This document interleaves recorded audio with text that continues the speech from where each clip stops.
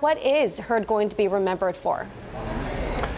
Well, Taylor, Mark Hurd, has really been just an extremely visible, productive CEO in Silicon Valley, really, for as long as I can remember, but particularly starting in 2005 at Hewlett-Packard, where he expanded the company through acquisitions. He made it a lot smaller through layoffs and relentless cost cutting, and a tenure that was marked by some controversy. If you remember the pretexting scandal where they were trying to identify the source of leaks, and then he left under a kind of haze of controversy around expense account improprieties. And now more recently as the co-CEO of Oracle, and I think to answer your question, the legacy is really one in helping to steer Oracle from this kind of traditional business model of selling licensed software to a cloud-based company that now has to compete with the likes of Microsoft and Amazon.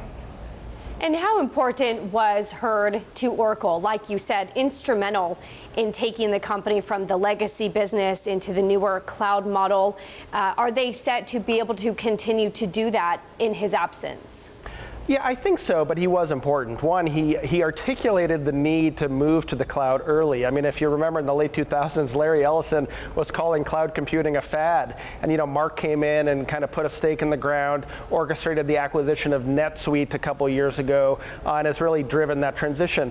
But he's also been the public face of Oracle, and that's where I think they're going to struggle to replace him, at least in the short term. Safra Catz, his co-CEO, really operates, in the background. Larry Ellison, the chairman and the visionary, we only see him a couple of times a year now. Mark was the guy who was talking to customers, talking to us in the media. He was delivering the keynotes at Oracle World, and I think they're going to struggle to find a replacement there. Talk to me more about what Oracle does from here. In that September earnings statement, they'd highlighted that they have a deep bench of leadership that is certainly qualified to take this company into the next stages. How prepared are they, given there is Safra Catz who's there, Larry Ellison is there? How prepared are they? And frankly, do we know anything more about Oracle's leadership team going forward?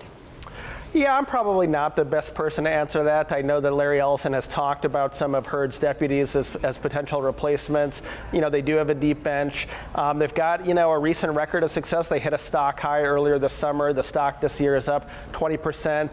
But look, there are some existential questions. Amazon, now a competitor, made a big fuss last week when they announced that they had moved their entire retail business, the consumer business, from Oracle into their own database cloud services. So clearly, they've got some now kind of vocal rivals that are creating some stir in the marketplace. And where Hurd was really so good was he could kind of give as good as he got. And now, they need a sort of chief general on this battlefield that has become cloud computing.